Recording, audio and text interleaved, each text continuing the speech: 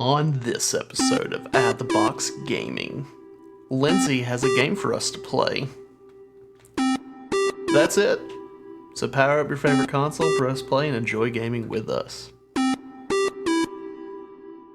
What's up, gamers? Welcome to At the Box Gaming. I think I scared Lindsay there. No.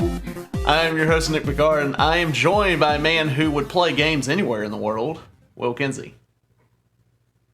If you're joining us for the first time or for the 54th time, we'd like to welcome you. We are a gaming podcast where we talk about all types of games, like video games, board games, card games, any of that. And sometimes we'll have a special guest on here where we learn about their lives, their journey into gaming, and all of that. And you may ask yourself, why are you going to talk about all this? Well, it's because we want to, and we think we have something to say that you would want to hear. That's right, everyone. We want to share our love of games with you and possibly introduce you to something new. If you want to catch us live, you can do that by going over to twitch.tv/AceKingKing on Saturday mornings at 10 a.m. Eastern Time. We are also joined this morning by our wonderful producer, Lindsay. Hello. I'm here. Hey, Lindsay. Hello. Also, be sure to check out our Discord because we want to hear from you guys. So feel free to drop any topic ideas or discussion questions that you'd love to hear us talk about. This can be done by going on over to our Discord, going to the topic ideas and discussion questions text channel, and leaving your ideas there. And now I believe Lindsay is ready with the trivia question for this episode. I hope. I am, and I totally didn't just find it. She just found it. And just remember it when you said, "What's up, gamers?" Oh, is instead of me scaring you, was it just the realization of, oh crap, I don't have a trivia question? That's it. But you know what? I got one now. My question. When Google created a playable Pac-Man game for its homepage in 2010, how many hours of gameplay did it see from the collective internet? I have absolutely no idea. I feel like I'm going That's to be the point. surprised by how few hours got played. I don't even think I want to be anywhere near the ballpark of where these numbers are because I don't even. I have no guess. Are we like prices writing this? Like closest without going over, or just closest in general? Like round? Are we going like closest to the? Are you rounding it to the? I think we should Whole round number? up and down. Because if It we is- prices right it, we can just go like 1,000, 1,001. Yeah. It is rounded. The answer Okay. is rounded. It's not like a bunch of numbers or something. It is rounded. Okay. So yeah, so we're We're looking for a round number. Yeah, so how many hours did everybody on the internet who ever played that game all put together? What was it? How Yeah. long was it up for? I don't know. I'm going to assume it was like up for maybe a day for like Pac-Man's birthday or something. Yeah. But either way, that is a fan-diddly-tastic question you have for us today, Lindsay. If you guys at home want to think about that question, we'll come back to it at the end of the episode. We'll give our answers, and then we'll hear the correct answer. I would tell you, it was put up to celebrate 30 years since the launch of Pac-Man in Japan. And that was on May 21st of whatever year I 2010? said. Yes. So I'm guessing for that day. Sure. I don't know. We'll listen for that day. My quick Google search did not tell Quick me. goog. Yeah. Yeah, so today's episode we have a game that Lindsay quickly put together. I spent time on it. Okay, Lindsay didn't quickly put together. She spent time on it to put together. And I want to let her go over everything with you. Ah, yes. So, today our wonderful contestants, which are our host, Will and Nick, will be guessing where in the world the board game originated from. So I've got 9 board games, and there's, I think, 12 countries I have highlighted on the map.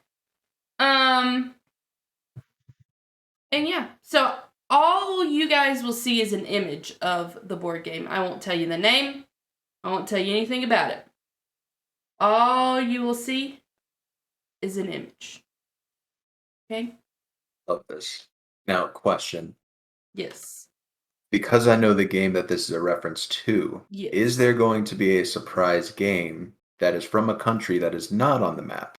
I thought about that, and no. Okay, cool. I'm just making sure. No, they are all on the map. May or may not have realized this morning that initially I only had 9 countries, and I was like, the last one's going to be easy. So I went back and I changed the map and I added some extra countries. Cool. But yeah.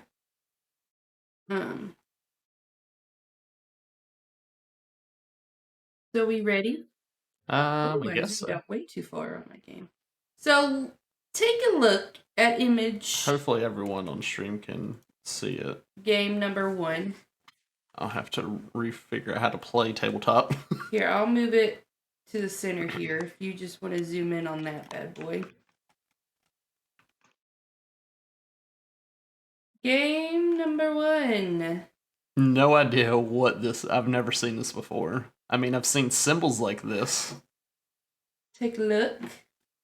Share your initial thoughts if you want. If you don't... Oh, who's going first? Will's the tallest, so we'll go first. Ah, okay. Makes sense. I'm pretty sure they do that on that show that I totally didn't steal this from. Well, golly gee. So the first one, right? It's Yes. that long one that's like a 3 by 10 Mm-hmm. bunch of squares Mm-hmm. Yep. with what looks like Some possibly eggs. hieroglyphics in it. So my guess for this one, for number 1, it's going to be a bold guess, but I'm going straight for Egypt. That's what I was thinking like this whole time. As soon as I saw these symbols, I'm just trying to figure out. Okay, so obviously you can see these cylinder things that go inside the squares. Mm-hmm. What are these for? Maybe they keep track of points, like the square pegs. Yeah, maybe. I don't know. And then I'm over here thinking, like, maybe you're supposed to make a bridge. That'd be pretty cool. I don't know, but yeah, I'm saying Egypt as well, because... Okay, well, you can move your flag over. Oh, where's my flag? At the top. Oh yeah, I unfortunately don't have a flag. Well, I moved it for you. Oh, thanks, friend. Are you good there, bud? Are you good there, bud? Here, I'll just do that. So okay. No, they're both on Egypt. Yeah, too bad we can't throw a dart at this and measure that or whatever. So. Well, that would be a great show idea. Yeah, I would do that. That totally would. So this game is called Senet. Okay. And it is from Egypt. So I'll read this little blurb here that the internet gave me about this game. Okay. You've heard of the game of life. You can go add a point to each of you. But what about the game of the afterlife? Senet, which is one of, if not the earliest example of board games in human history, which I think we've talked about before, is believed to recreate the journey of the spirit takes through the underworld in game form. Or was it purely a game? Some research suggests that it's possible that at one point the Senet game board was used as a method for communicating with the dead. If you're hoping to play the game exactly as pharaohs might have, however, you're out of luck. The exact rules have been lost. However, it is not so unusual for a game's rules to evolve over time, so you can still play Senet using a rule set developed by game historians that reflects the strategic nature of the original. That was a lot. Interesting. Yeah. I was expecting more like what's that one? Like backgammon, where you move your little dudes up and down the thing. But yeah, interesting. Okay, just making sure these points are correct. I trusted you. I did put it at -1, and I looked, and I was like, yeah, I'll just go ahead and. Okay. So I'm gonna reset the flags, and then I will pull up game number 2. I know what this one is. I Take mean, a look. I know what the game is.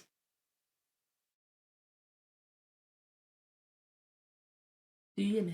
Yes, I do. Will, do you know what the game is called? I believe so. Okay. Since you both got it correct, Will is still the tallest, so Will will go first. Okay. Um,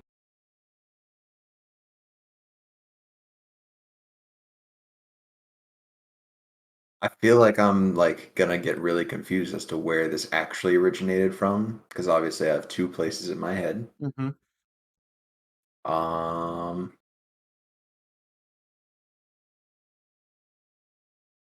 I'm gonna say, I'm gonna say China for this one.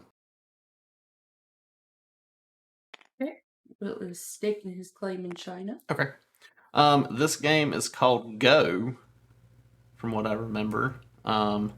And I'm pretty sure that it is a Japanese game that was originated in Japan. I'm pretty sure about that. Mostly, like I've never played the game. I don't know how you play it at all, but I know I have a friend who I know it was just back when we were in like school. He wanted it for Christmas or something, and I think I ended up getting it for Christmas. But I've never played it, and I don't know if I've ever seen him play it. But Well. yeah. So you are correct. The name is Go, but it originated in China. Sorry. I was pretty sure it originated in Japan. The earliest written mention of Go dates back to 4th century BC China. Unlike Senet, however, over the course of the succeeding millennia, Go's popularity never waned in a significant way, making it the oldest continuously played game in the world. While the game originated in China, it went on to become popular in Korea as well as Japan, That's probably why I thought it was Japan. where the version that is widely known today took shape. Played on a 19 by 19 grid, two players place pieces on points with the goal of surrounding the most territory on the board. And the game ends when the game is over, varies based on the rule set, but originally this occurs when both players agree to end the game. Each player's score is determined, and whoever controlled the most intersections is the winner, though how that is calculated depends on the rule set being used. What was your other guess? Because you said you had two in mind. Yeah. Yeah. Because I knew it was popular in Japan, but yeah, yeah.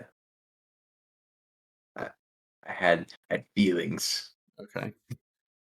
Very nice. Game number 3, which I believe how that show works that I totally didn't get this from. The person who won the last round goes first to give the other person an advantage. So will go first this round as well. So, I mean, you already know the name of this game. It's in the picture.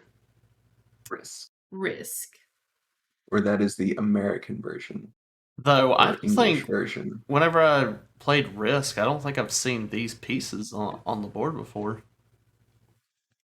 I have not played. Like the I would one, have ever actually played the this. like Roman numeral looking things, where it's like 1, 3. So, I mean, I have two things in my mind of where this would originate from.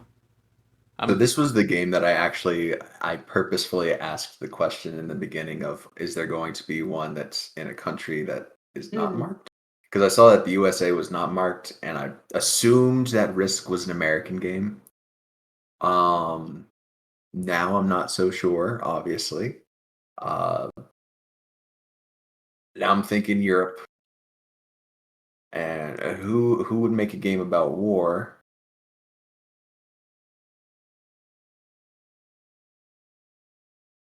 I mean, I don't know. any of those highlighted is a good guess. Yeah. Right?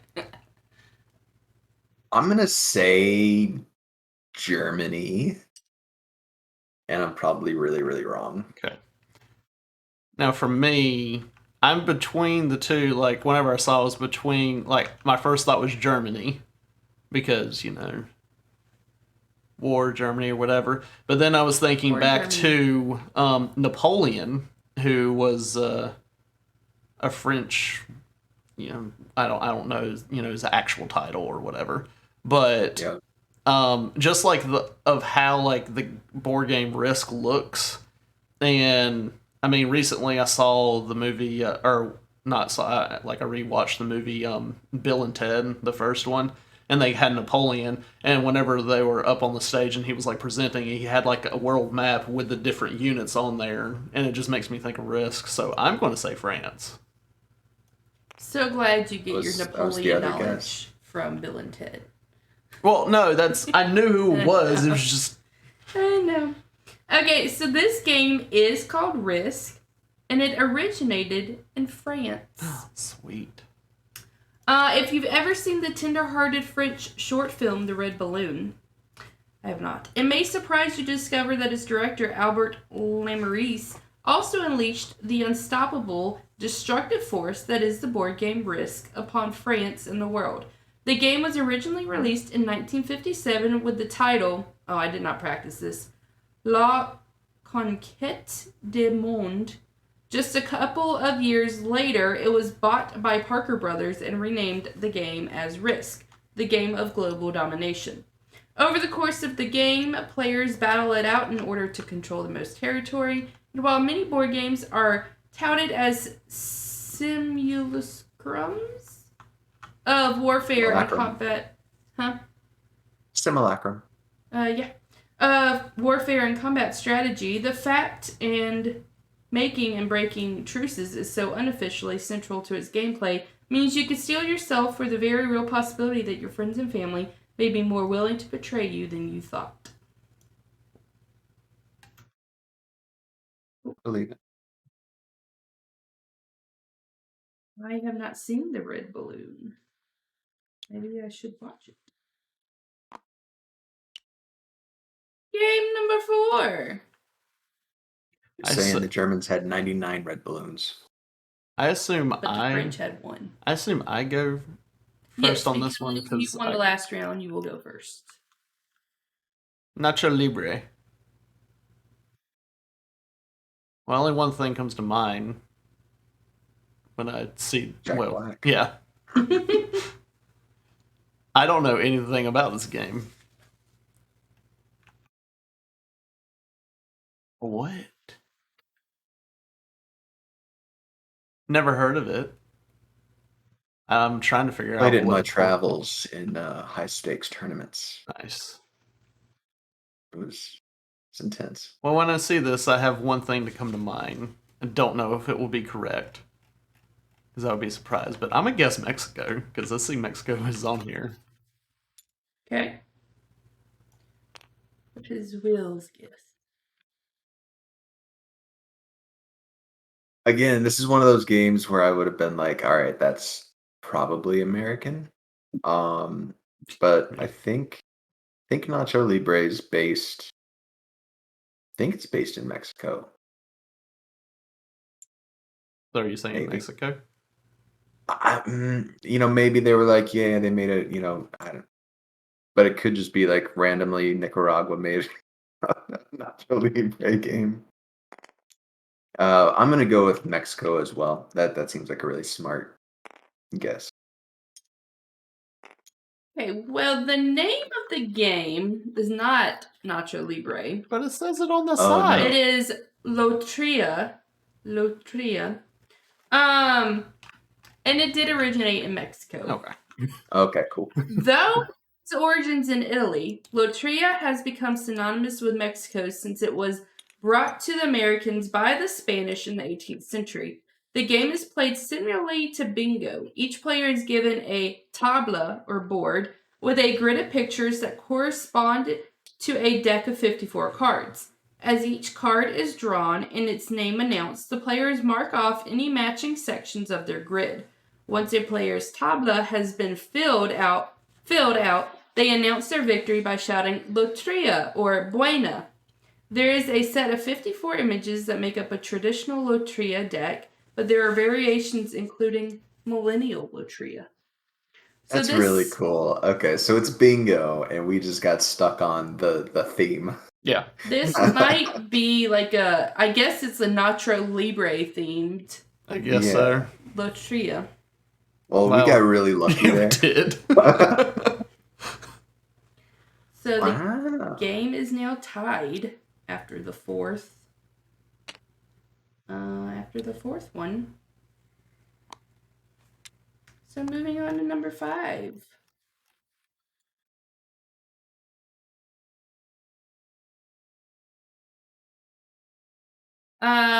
Since you both got it, Will goes first. But I won the... Okay, Nick goes first. I was about to say, like, we both got it, but the previous one I got it. Yes. So you will win. You will go first. Okay, so this looks like a game that... I don't know what it's called. I think it starts with an M where... Mancala. Yeah, where one person's on one side and the other's on the other, and you have, like... You start with marbles, one person goes forward first, you pick up the marbles, put one in the next spot, next, or whatever. What is that? As soon as you get like 5 in a thing, you get to scoop them all up or something? No, it's if you have one, if you place one where, like an empty one, put it there, and there's some on the opposite side. Once you place it there, you get to pick all the ones on the opposite side and then put it in your side. Yeah. Gotcha. That's what this makes me think of, but I don't think this is it because there's more spaces. I legit have no idea where this is from. Let me let me see what there is. And I'm purposely not going down and looking at the other board games to get an idea. Oh gosh. So how many games are there total? 9. And there's how many countries total? 11. Okay. Dun, dun, dun. There's 12 countries. There's 12 countries. Okay, there's 12. Okay. I mathed incorrectly. So Big surprise. I don't know why I'm getting like Southern Hemisphere vibes with this.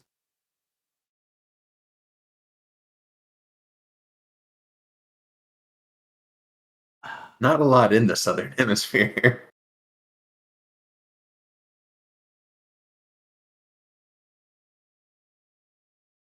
I really don't know because I don't really. It's just the picture. I'm gonna need you to. I want to need you to calm down. Excuse me. Come on, let me figure this out. Someone may end up getting pied anyway. No. I want to go with East Africa. And I will clarify, East Africa is not just one country. There are 3 countries there. I'm going with East Africa. I do know that East Africa isn't a country. You know, we're gonna switch it up a little bit because I think you're close. Okay. You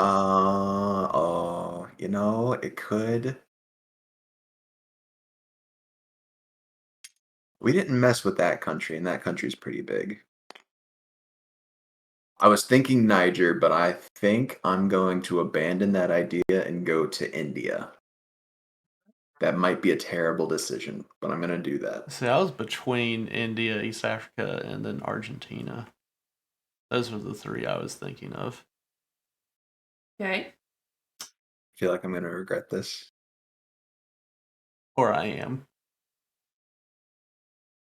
Hold on. I'm doing things. I'm going to need you to hurt. Okay, this game is called. I have to look at my pronunciation here. Bola Kiswahili. Bola Kiswahili. And it originated in East Africa. Ah, sweet! There are a number of different types of Mancala games. That is, games that are played by two players and involve seeds or stones in rows of pits. However, the Mancala game Bola Kiswahili is of particular note thanks to its high levels of complexity. This version is played throughout East Africa, but is most popular among the Swahili populations of Tanzania and Kenya. The name translates to Board of the Swahili People. The game is played on a board with 4 rows of 8 pits and 32 seeds. The game progresses over a series of phases with varying rules. When a player has no more seeds in their inner row or can make no more moves, the game ends and the victory goes to the other player. I really thought you were trying to give Swahili. Nick a really good hint of it's not really a country, it's actually a bunch of countries. Oh no, but that was the So I was like, first oh, it's time. definitely not East Africa. That was the first time East Africa was brought up, and I just wanted to make sure everybody knows that I know East Africa is not a country. But Thank you for the trivia. It threw me off. Either way, I still probably would have guessed Niger, India. Sorry, didn't mean to throw you off.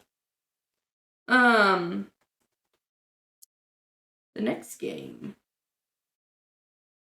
I got this next one though. Nick, you're going down. Okay. And zoom in on it. I have no idea what this is.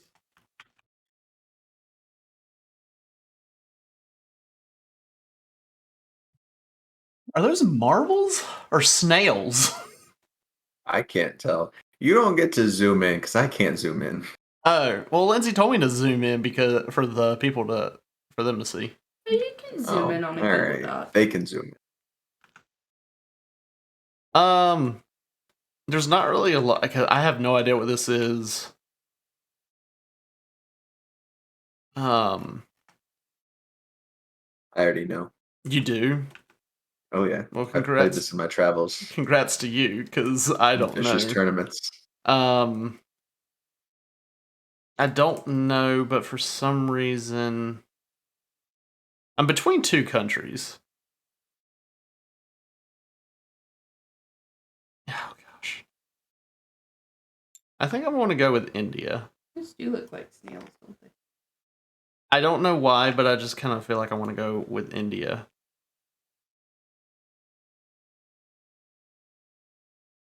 I don't have reasons.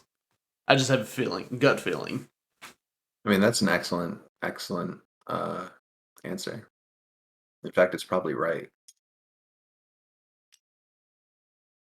I'm gonna go with Argentina though. That was my other guess. That was my other guess. I was like, I'm between Argentina and India. So if you have played this in your travels, what is the name of this game? Oh, I have no idea. They just called it Banga. Okay. This game is Pachisi. Pachisi? Oh. Yes. Pachisi. It originated in India. Oh. It's not certain when exactly Pachisi was first played in India, with evidence going as far back as the Iron Age. Regardless, the game is so iconic that it's been dubbed the national game of India. Pachisi gets its name from the Hindi word for 25, the highest number a player can get when throwing the cowrie shells that indicate how many spaces a piece can be moved. The game is played on a cross, and the goal is for players to move all 4 of their pieces from the center around the perimeter and then back to the center before the other players. Parker Brothers put out the branded version Parcheesi in the mid-19th century. I've never even played Parcheesi. Yeah. I've heard of Parcheesi. I haven't. But this is Pachisi. Yeah, I've heard people talk about Parcheesi. Yeah. Never even seen it. Okay, so I do know the next one though. Okay. You want to reset those flags. Did you give points yet, Nick? I did. Okay. Wow. Oh, I forgot to move these That's away. why I said reset the flag. Okay. Game number 7. Well, this makes me think of one game. And I thought it would be China, but we've already done China. So,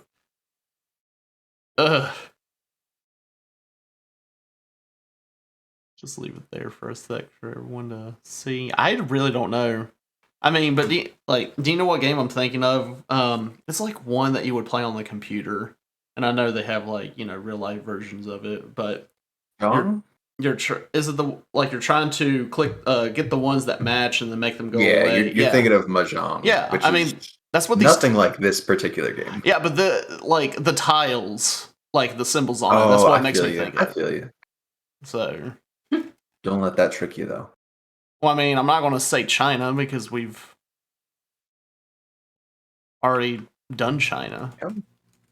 Could be double China. We love China. I mean, since we've already done China, then I want to guess Japan. Okay. You are correct. This is shogi from Japan. It's shogi? Yeah. Do you have more information? Like, what do you do? I mean, it's Japanese chess. Oh. This game is called shogi, and it did originate in Japan. Sweet. When chess, which itself originated in India, made its way to Japan, it was popular enough that a multitude of variations of the game sprang up.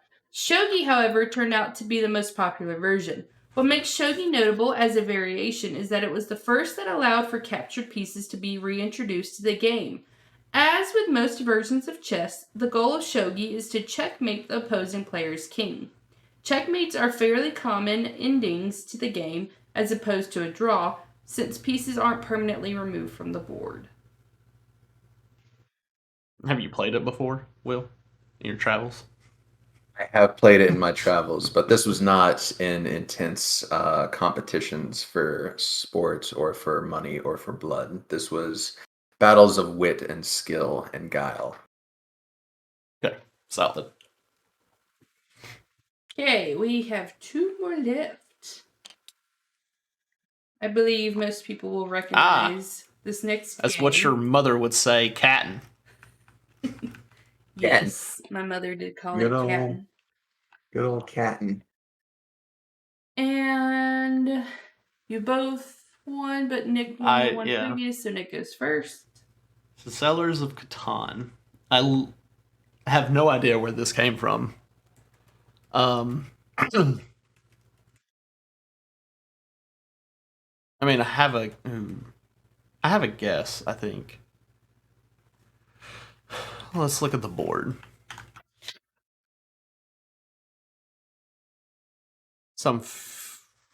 I know we've done France, so I'm really feeling Germany right now. There's also Ukraine, but I feel I'm leaning more towards Germany. So I think that's what I'm going to go for, is Germany. I don't know where else it would come from.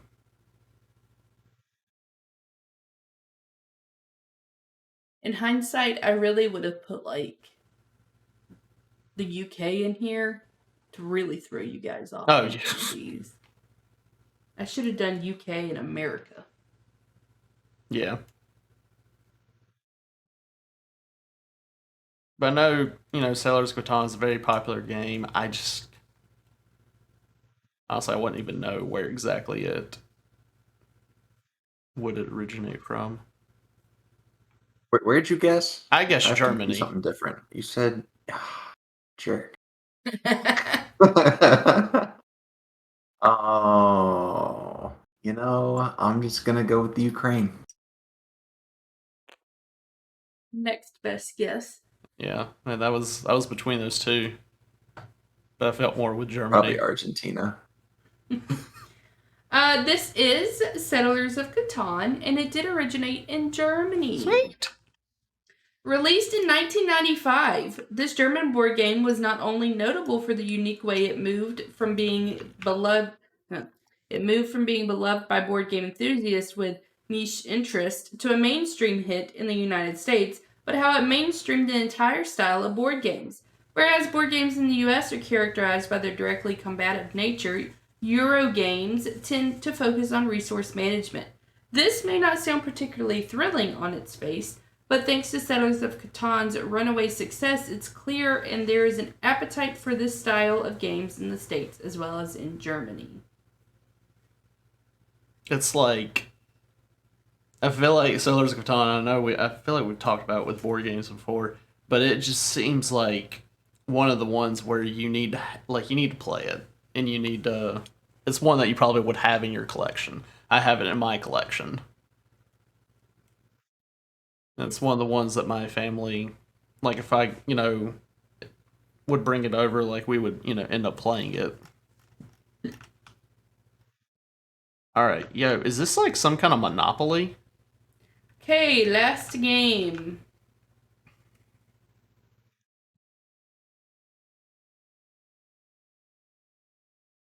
Trying to zoom in so I could try to read that to see if I could depict a language, but I can't. Yeah. So But no, seriously, like of how it looks like Monopoly, just in a hexagon shape. It even has like the arrow for like go, and then the properties, and then chance, and you got a lot more details than I do.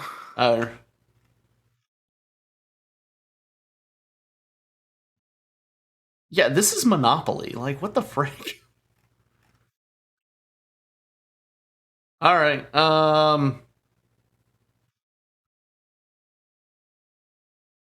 feel like we're done over on this side. I'm going over here between. I might just be drawn to Argentina. Yeah, screw it. I'm going to Argentina. Okay. I don't know anything about this Yeah. game. I just know it looks like Monopoly. There you go, Will. I added a closer up picture of it. I was feeling Argentina as well. I'm very much feeling Argentina now, especially with all the livestock. But well, I mean, there's not really a chance of me coming back, but I can get closer if I go somewhere different. So I'm gonna pick Nicaragua, even though I'm pretty sure it's wrong. Okay. So this game is called Estanciero. It did originate in Argentina. This Argentinian board game is a spiritual cousin of Monopoly, but instead of being themed around real estate, Estanciero has a slant that's geared towards Argentinian ranching. Like Monopoly, players compete to run their ranches and bankrupt each other. Unlike Monopoly, however, Estanciero offers respite from the capitalistic appetites of your fellow players with the innovation of a rest space that allows the players to avoid getting hit with fees from other players. Sweet. I'd play it. Estanciero. I've become more confident in my probably butchering of the name. And that was our game. Congratulations, Nick. You won something. I know, right? 8-4. It was close. I mean, Will played a lot of games in his travels, so he probably, got mixed up with, some things. He's like, oh, I think it was here, but I want to go with here. So, And I'm sure, Yeah. a lot of the It would really... have been closer to like 8-7, 8-6, but I kept having to choose different countries to try to get back in the lead, Yeah. which put me further behind. And I'm sure a lot of the popular ones that have been around for a long time have had others made that are similar to them from other countries. So, Just like the Pachisi. I mean, there is a US version, so. If you had put chess in there, I don't know what I would have guessed. I probably would have guessed like Germany because I would not have expected India. I didn't know chess was from India. Yeah. Did not as well. Well, sweet. Well, I guess I can,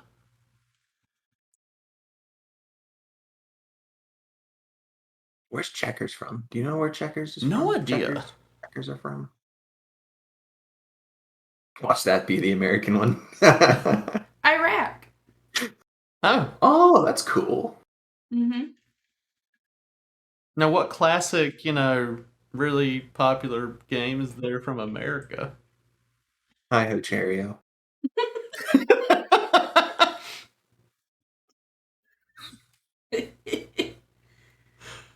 Oh. It's probably wrong too.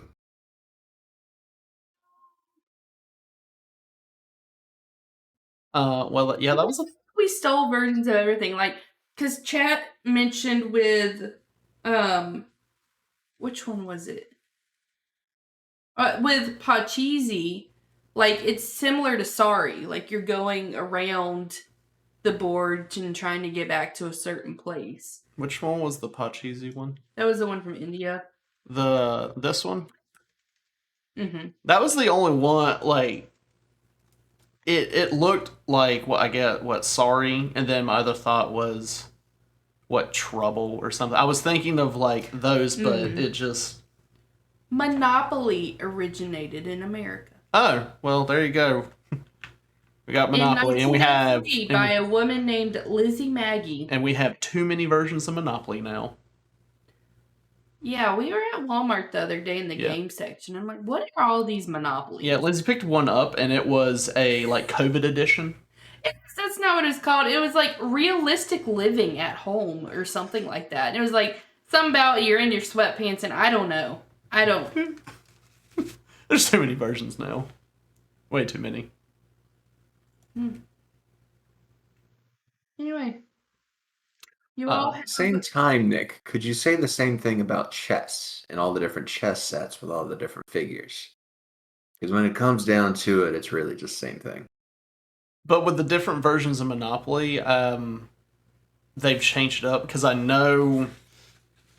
Yeah, not the versions where they actually changed the game. Oh, okay. It's like that weird Monopoly where they don't even have a board. It's a card game.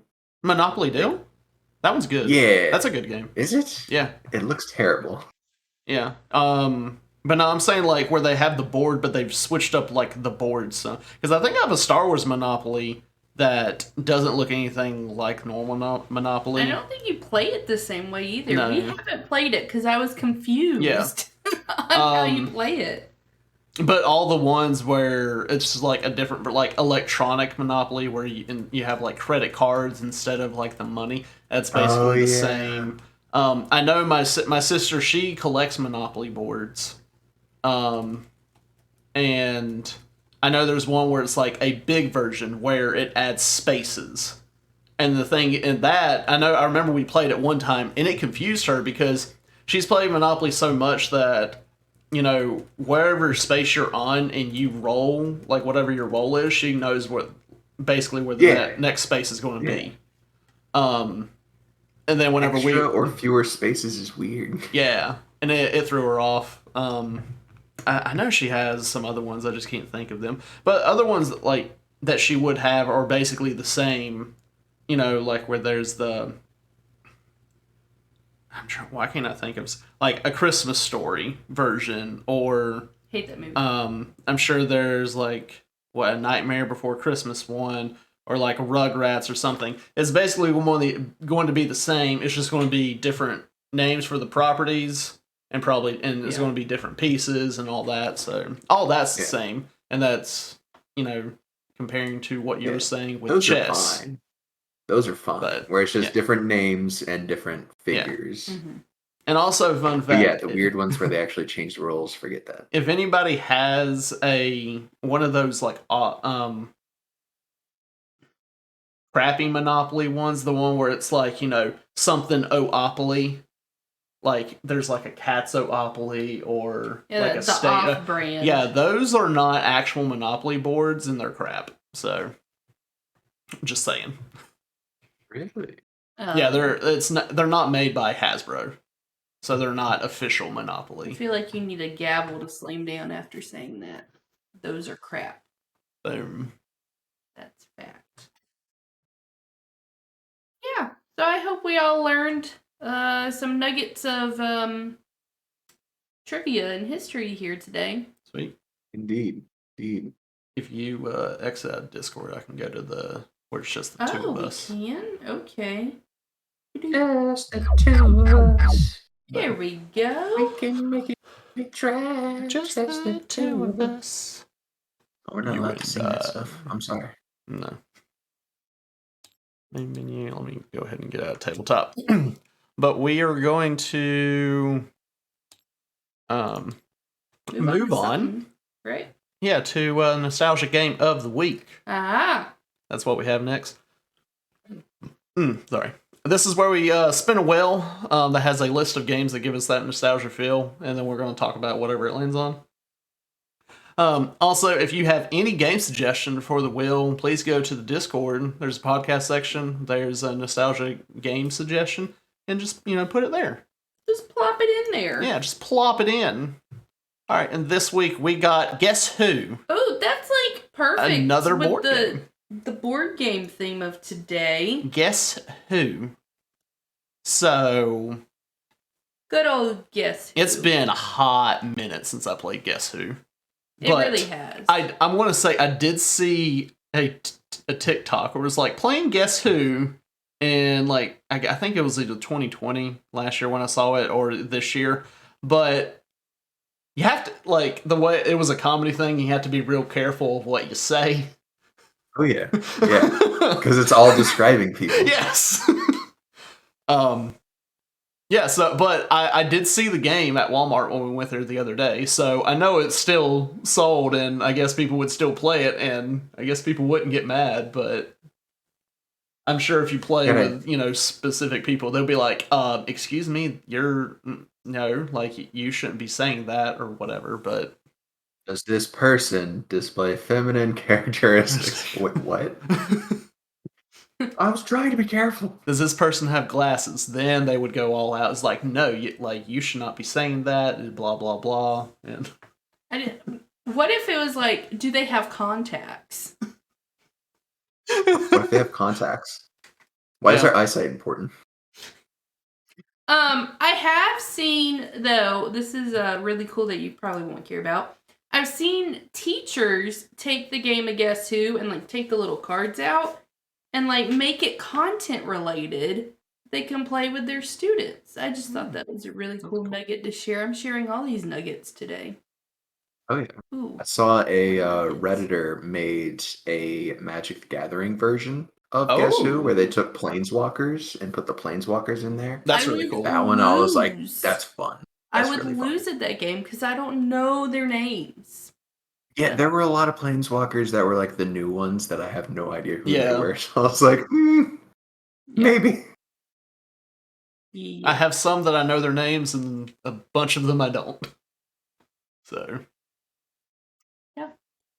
Yeah. So different versions of Guess Who, again, another thing like we talked about. Like, pretty cool, just to have different versions. It's the same game, just different people. I wonder, is there a celebrity Guess Who? There's got to be a celebrity Guess Who. Ooh, well, right? I'm looking at, so we got classic. Oh, there's a card game version. Card game of Guess Who? I wonder how there's an electronic Guess Who. Okay. There's a Find Dory version. Well, there's not. Is there a Star Wars version? I feel like there has to be. World Football Stars. Oh, that'd be like the soccer football. Soccer. It's world football, not American football. A Clue version. Cars 2. Marvel Edition. Oh, there is a Star Wars one. Oh, it looks small. Yeah. That looks like a... That looks like a very kid version. Wait, there's a bigger one. Character wear a helmet? Oh, there is a bigger one. Cool. Yeah. WWE. I mean, Perfect. I would lose. I would lose so many times. Nickelodeon edition. This was Oh, back from yeah. like iCarly and Oh, man, I was kind of Victorious. hoping it was going to be like, the Rugrats, Hey Arnold, Rocket Power, all that. There's a Peppa Pig Oh, yeah. version. Elmo, SpongeBob. Peppa Pig. Ugh, SpongeBob. Littlest Pet. Well, yeah, there's a lot. We like that. We like that. It's a good game. Yeah. Oh, okay. So I did see Smosh did a version where they did YouTuber Guess Who, and instead of describing people, they like mentioned what they did. So like, oh, has this person done like 3 apology videos in the last 2 years? Has this person done like stuff like that, where it's like YouTube drama that these people have caused? So that's an acceptable way to go about Guess Who, I guess. I like it. I Hmm. like it. I like it. Are we talking about what we've been playing? Or are we skipping that? I don't know. Did you want I to? think at the very least, we should mention Minecraft and get people in on the server. Yeah, we have been playing Minecraft. We haven't opened it up to like supporters yet. sorry. I mean, we're still like we're trying to figure out of like friends and stuff to see who all would want to join, because I think it's only 20 people can get in there Right now, yeah. at one time. What? At one time. We can't have 100 people? No. That would be Like, insane. That would be 1,000 insane. people? So, but yeah, we have been playing Minecraft. That was weird. Awkward. But I will say, Lindsay and I, we've been playing some Sea of Thieves because we went through the DLC of the Pirate's Life, because that one luckily was just PvE, so I didn't have to deal with all the it's pretty fun. terrible people. I think I like the first Tall Tale the best. Yes. I had the most fun with the first Yeah, one. the first one was the best. The last one, Oh, we'll let you know. So yesterday we did the last Tall Tale of it, and we our ship got stuck. Because it was just a big like battle scene battling Ghost and Davy Jones. Yeah, and at one point, like I had the ship like turn, and then we killed a ghost ship, and whenever that happens during that tall tale, it like does an explosion, and it moved the water, and it moved our ship over. Into into a rock, and then that turned our ship, and I couldn't turn it to the right enough, and we just went straight into like where it was like land, rock, and another rock, and we were just wedged in there. And we're like, how are we supposed to get out of this? Meanwhile, we're like running out of supplies and we're getting flooded. And I got us unstuck. I'm so glad we didn't have to start that thing over. Because Lindsay like looked it up, it's like put the sails up and then put the wheel straight and it should go backwards. And we did that. And it never moved. It moved a little bit. It moved a little bit, and then we're like, we don't know what to do. And then eventually I turned the wheel some and I got unstuck. So got us unstuck. But yeah, that was a very long and close to having to start that tall tale over. And I experienced, because I'm new to Sea of Thieves. Yes. I experienced my first crappy random person. Though we'll say the day before that, I think it was the day before, we met two nice people. Yeah. Well, like 2 sets. I think one of them there was like it was a group. But yeah, we met nice people. We waved at them. We didn't attack each other. Yeah. But yesterday, and I'll call them out. I know their name was Stranger Famous 10. Guys, beware for Stranger Famous 10. If you play Sea of Thieves. If you play Sea of Thieves and you see him, just destroy him where he is. Like, don't even give him a chance. He spawned in at the outpost we were at. He was talking to us. He came over, was on our ship. Nick and Cody were trying to do things. I was making sure he wasn't doing anything on our ship. And at one point, I was just annoyed with him being there. I didn't like him being on our ship. And so... Yeah, you don't go on someone else's ship. Yes. So I typed because I didn't have in-game chat on. And I was like, would you please leave our ship? And he was like, why? I said, well, because it's our ship. And then he was a smart aleck, and he was like, well, can you prove that it's your ship? Do you have papers? Like, whatever. And I said, no, but I did say please. And he was like, okay, fine. And he left. And I was so proud of myself for winning with kindness. Little did I know, I did not win with kindness. Yep. You put a target on your back with kindness. Yeah, well, he did kill Cody first. Yeah, not so me. then he killed Cody first, and Lindsay and I went after him, and then I hit him a couple times. He could And- one-shot us. Yeah, he was one-shotting us. Not sure how. Like, he had the blunderbuss, like the shotgun thing, and I even equipped that, and I hit him with it, and he didn't die. He was one-shotting us. So I don't know. But then I end up getting, like, he killed me, I came back, I ran on his ship, and then I took off with it, and I was throwing, like, fireballs or something, bombs on it, catching on fire, hit a rock, trying to get it to sink. And then he kept catching Cody and I separately. We couldn't ever team up against him.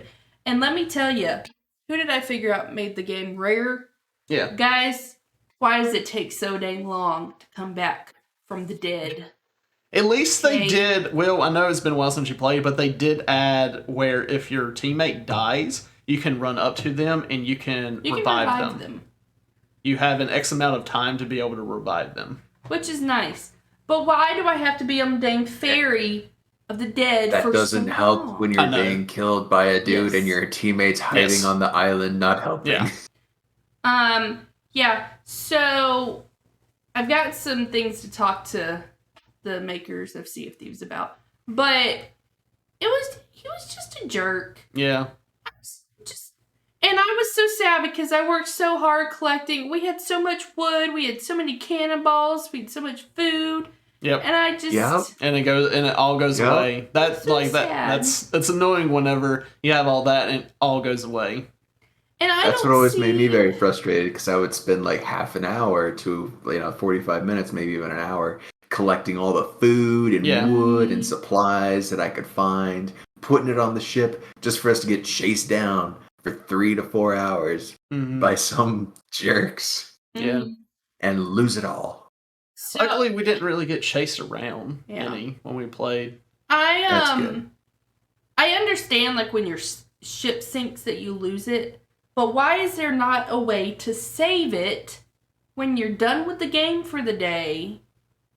Like you should be. I don't. Yeah, I feel like if you're done with the game and everything you had on the ship, and also another thing, like if Nick is hosting, if he's the one that made the ship, put it together, then he should be able to save it, and he should be able to pull up the same ship the next day. With everything that we had on it, and everything that I had equipped to the ship stay the same, and not just start out with the basic thing.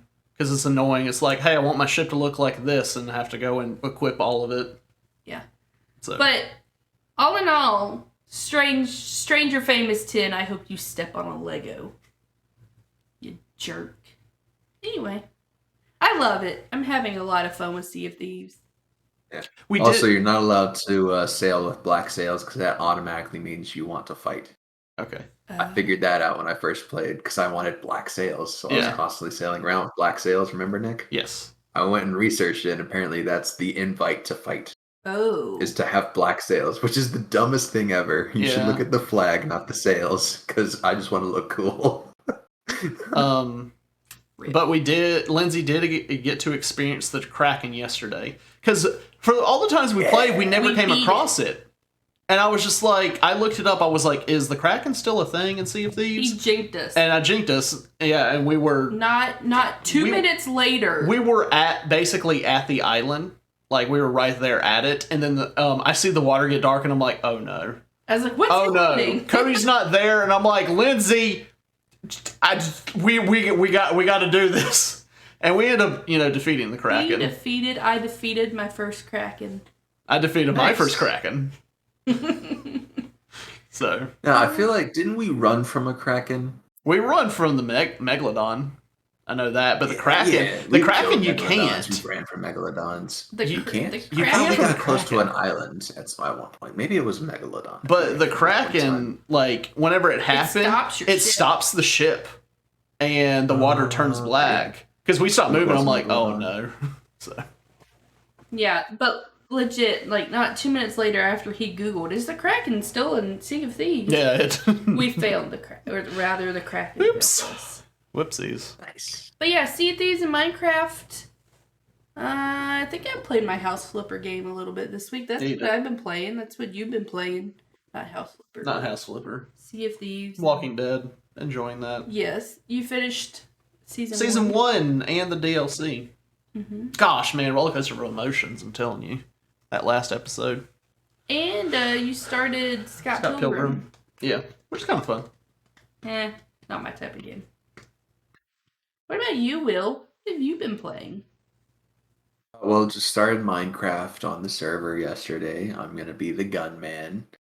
Um, I found some gunpowder in a dungeon earlier today. That was pretty cool.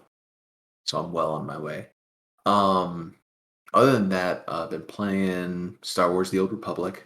I finally got my stronghold up to over 10,000 prestige, so I can put it on the public listings.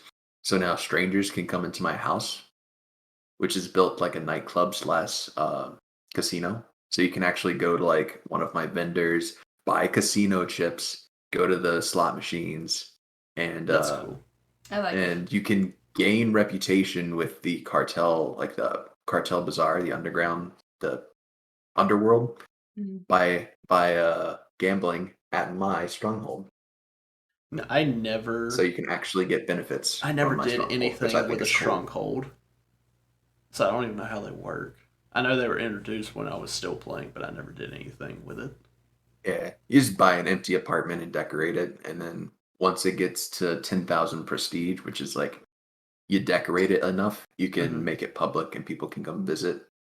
Okay. But before that, you have to like invite people to come and give people keys so they can just come into your place whenever. But yeah, I'm really proud of it. I got a Rancor, so I've just got a Rancor hanging out. Nice. Got a nice little nightclub room where people are dancing. It's pretty cool. It's pretty cool. Other than that, what else have I been playing? So Deus Ex Daemon X Machina, not Deus Ex Machina. um, that's been pretty fun. It's the anime mecha sort of Gundam-ish game that I've been playing. It's really fun. I've been enjoying it. And Battlefield 4 to get ready for Battlefield 2042. Although I had some issues with it last week. Of I was unable to get through an entire match. I would constantly DC. That I sucks. couldn't figure it out. Although last time I played, like 2 nights ago, I did get through a full match, but I only played one match because I didn't have much time. So maybe that's been sorted. But yeah, for like a week straight, I was just unable to play just a full match. Frustrating. Yeah. Extremely frustrating. But yeah, that's pretty much it. I haven't been doing a whole lot of gaming. But been getting the good stuff in. Very nice. Well, we're going to move on to our gaming news. Yeah, there's a good amount of news. Welcome to Out of the Box Gaming News with Lindsay Picard. Move over, Legend of Zelda. A sealed copy of Super Mario 64 has just sold for $1.56 million at an auction, making it the most valuable game collectible of all time. Death Stranding director Hideo Kojima went to Twitter to say he feels Death Stranding Director's Cut should be called something like Director's Plus, because it doesn't actually contain content that was cut before release. An Xbox 360 copy of The Elder Scrolls V Skyrim. Did I say that? Yeah. Skyrim. Yeah, Skyrim. I'm confused. Is Skyrim part of Elder Scrolls? Yes, it's the Elder Scrolls Skyrim. Oh. Anyway, it sold for $600 at auction over the weekend. That's nothing compared to the Super Mario 64. The sealed copy was classified to be in top condition. Digital copies of Final Fantasy XIV Online Complete Edition were temporarily paused by Square Enix. While sales have since resumed, the pause may have been caused by the MMORPG's exploding popularity and server overload. Phil Spencer says Xbox could update its controller after praising PS5's DualSense. There's probably some work we'll do to the controller. I think Sony's done a nice job with the controller. We kind of look at some of that and think, are there things we should go do? Xbox head Phil Spencer said. Yes, Phil, you can do better. Cyberpunk 2077 finally returned to the PlayStation Store after being removed for several months. Yet, with only 9 days on the store, it managed to top the June's best-selling PS4 games on the marketplace in North America and Europe. Notice it's not PS5 because they still haven't done that. Battlefield 2042 is getting cross-play, but current-gen platforms, PC, PS5, Xbox Series X and S, and last-gen platforms, PS4, Xbox One, will be separated due to these versions having different match sizes.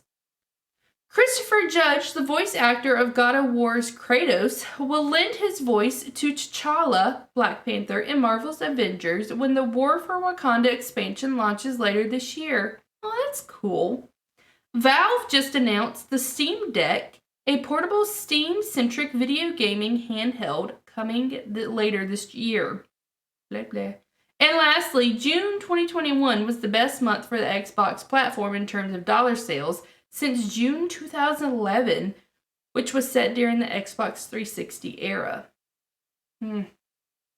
Back to y'all. That's a lot of news. 'Twas a lot. Yeah. So, it was just last week whenever the news about The Legend of Zelda, being the highest auction game sold or whatever, and then all of a sudden, Super Mario 64 just came out and blew that out of the water. Notice how they're both Nintendo. Yeah. So, not really sure about the whole Death Stranding thing. I agree. Why are you going to call it Director's Cut if nothing's actually added in there that was cut? So. Still won't buy the game. Not sure why Lindsay was so confused with Elder Scrolls V Skyrim. I didn't know Elder Scrolls and Skyrim were the same thing. Yeah. Haven't played any of them. Morrowind, Oblivion, Skyrim. Those are like the 3 popular ones from when me and Nick were playing them. Mm-hmm. But I wonder why someone bought the copy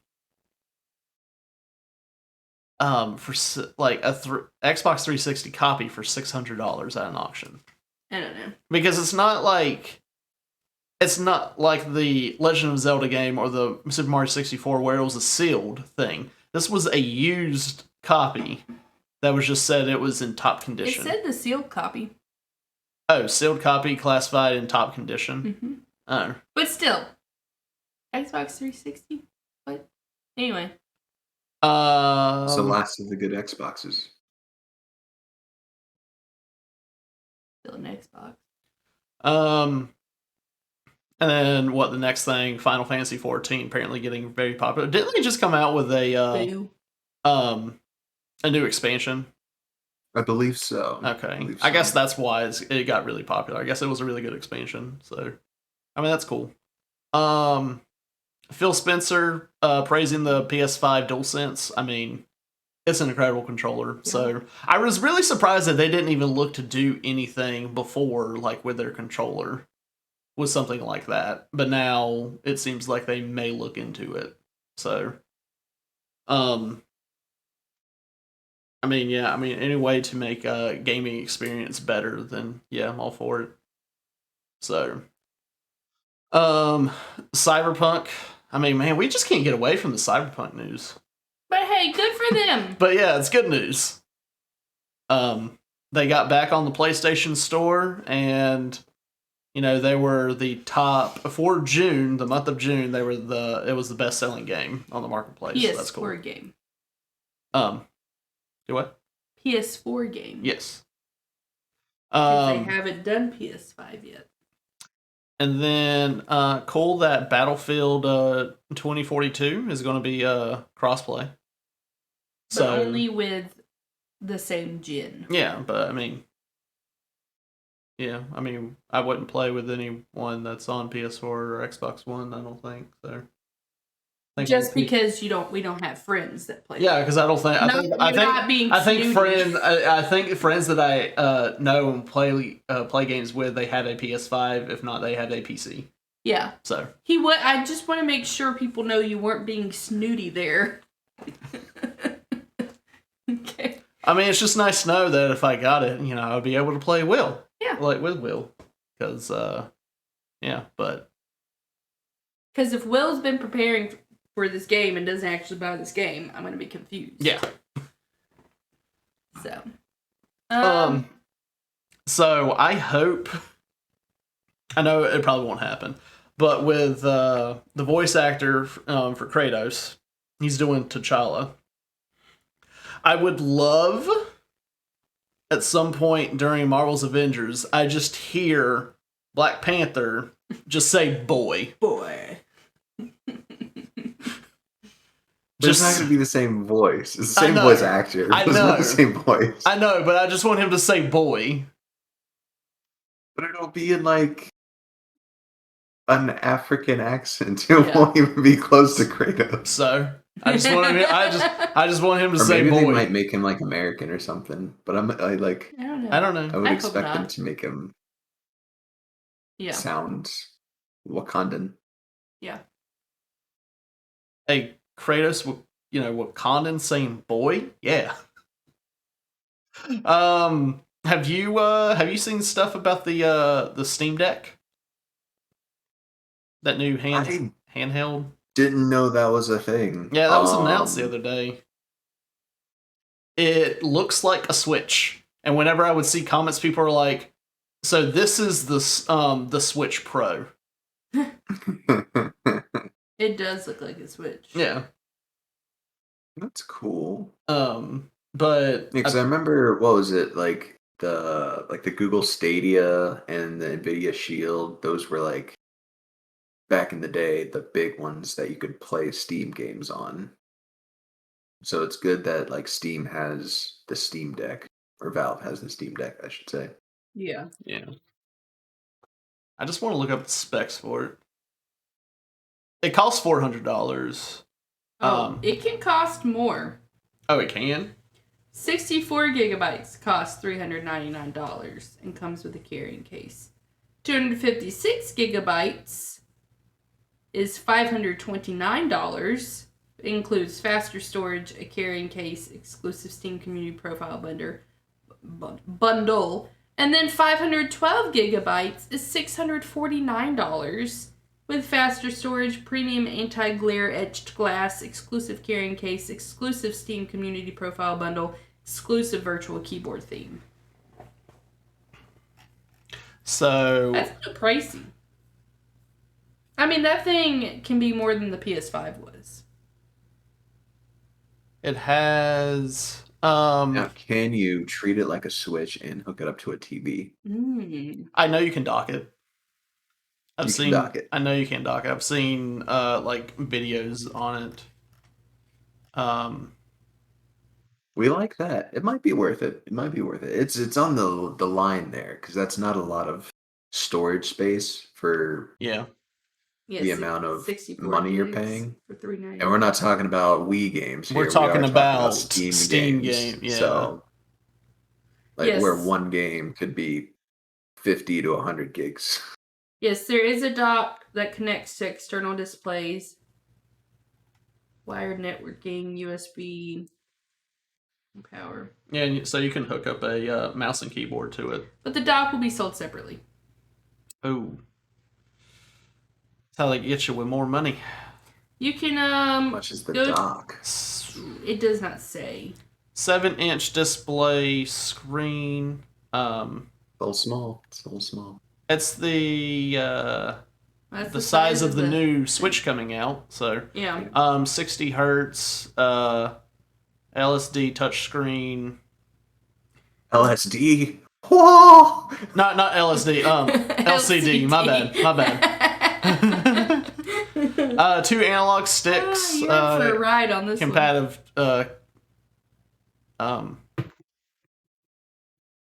Touch. What? Oh yeah, something I saw where it will recognize that your thumbs are on the Capacitive. Yeah, it'll recognize that your thumbs are on the analog sticks.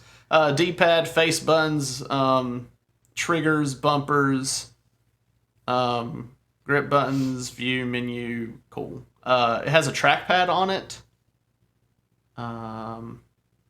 Let's see. Oh wow. Okay, so the battery life is 2 to 8 hours of gameplay. You're looking closer to that 2 mark. Yeah, I know. You're definitely looking closer to that 2 mark. So it says you can reserve now. So basically, pre-order now for $5. And will begin shipping December of 2021. But if you don't pre-order, expected order availability for the 64 gig and 256 gig is Q2 of next year, and the 512 gig is Q3 of next year. So I guess that's if you don't pre-order it. Yeah. You'll have to wait until we're deep into next year before you could get it. I'm good. I mean, yeah. Like, it's nice. I know there's some people that would love to play some of their, like, I guess PC games or whatever that they have, like, on Steam, like, on the go. Which, it's a good option for them, but I'm good.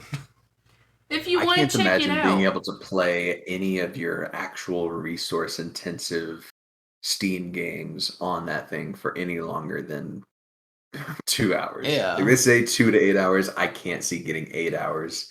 I feel like the 8 hours, would have to be the smaller type games. Yeah. Like, so definitely something very small.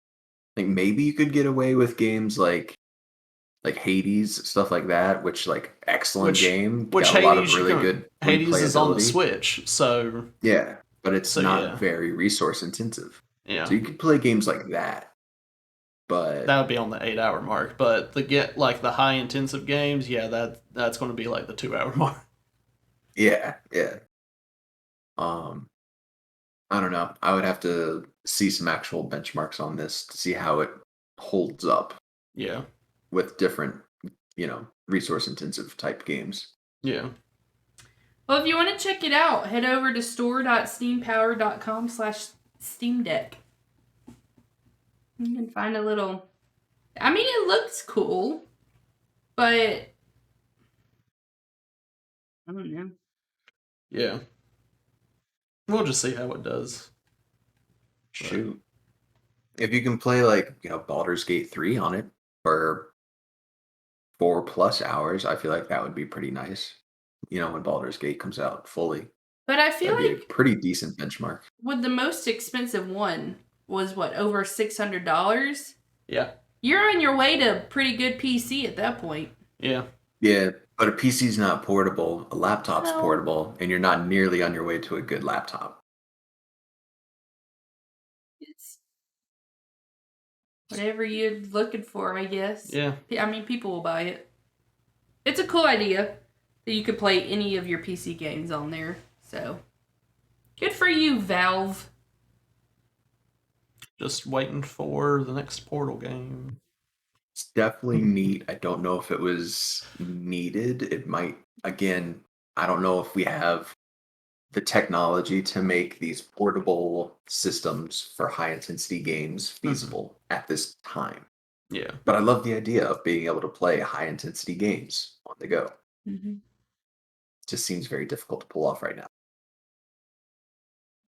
Could you imagine playing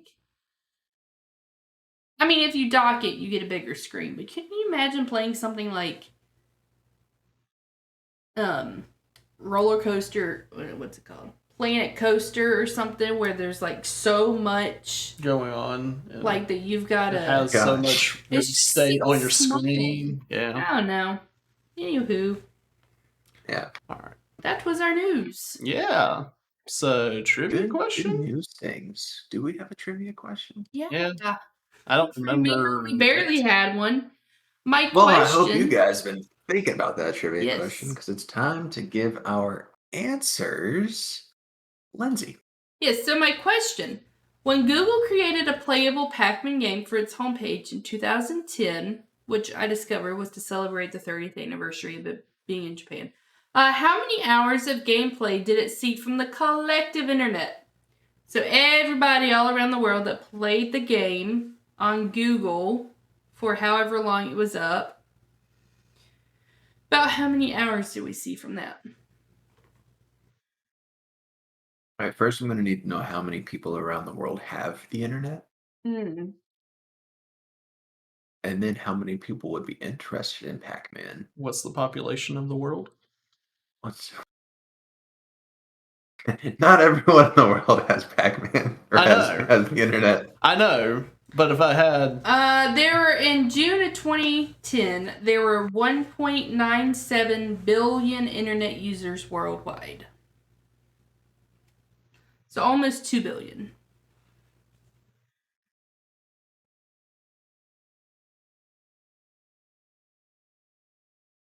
Oh, and now in 2021, there's 4.66 billion. I was just curious to see. I need you to not do that. Just gonna go with like a chill. We're in hours, right? Mm-hmm. Mm-hmm.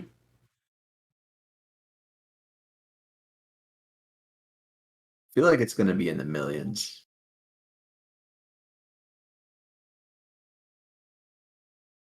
I mean, I had a thought in Five my head, and then Lindsay said how 5 many active users, and I was like, oh, million hours. you said 5 million hours. 5 million. I feel like, people might have seen it and played it for a few minutes, but then there might have been people who just like left it up and maybe that counted as hours. I don't know. But Well, I'm just gonna throw that number out there. before Lindsay gave the numbers or whatever, like how many active people, I was over here thinking 10 million. I was like, I feel like that would be good because there could be some people that would put multiple hours because like some of the people that played Pac-Man growing up or whatever, and maybe they just really liked it and they just played Pac-Man like all day or whatever. So I was thinking around the 10 million. Okay, so we got 5 million and 10 million, right? Mm-hmm. Well, I'll be honest, I didn't think either of you were going to get this. And Will got it. And we did it. It was 5 million. No, 5 million. It says almost 5 million hours is the answer. Wow. Wow. It's okay, you won the game Yeah, earlier. that's true, but Did win the game. I just can't believe he's like, you know what? We'll say 5 million. That was. Yeah. I mean, that's impressive. Yes. Because I didn't know what to expect. Because I remember at the beginning, I was like, it's probably going to be way lower than I expect. Mm-hmm. Um, Goodness. Wow. 5 million hours. 5 Jeez. million. Yep. That's People really Dang like it. that Pac-Man. All right, but we're gonna wrap up this episode, and we want you to be able to contact us, check us out, other places. So, Will, where can they do that? Well, we've got our convenient link tree, which is at OOTB_gaming. Inside there, you can find our Discord, YouTube, Twitter, Instagram, TikTok, basically anything having to deal with us. Also, be sure to check out our Patreon and all the awesome perks you can unlock there. We want to give a huge shout out to our Collector's Edition Patreon, Cody Watkins, also known as Kitsune's Myth. We love that guy. He's one heck of a dude. He's been supportive of us since day one, and just one hell of a friend. Smooches. And also with the Patreon, it does give you extra entries to the quarterly giveaway.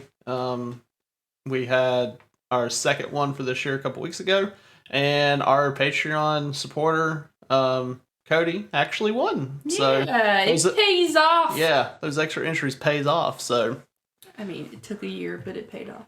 I'm pretty sure he won before. Yeah, So, he's won a couple. I think so. Yeah, so, and for me, if you want to find me, you can do that at YouTube, Twitch, or Instagram at Ace King King. And Twitter is Ace King King 77, though I have not done anything with Twitter in so long, so I haven't really used it. Yeah. Please make sure to leave a review on our podcast on whichever platform you found us. Leave a like, leave a subscribe, hit that notification bell so you know when we post a new video or podcast. And as always, thank you guys so much for listening, and please join us next week.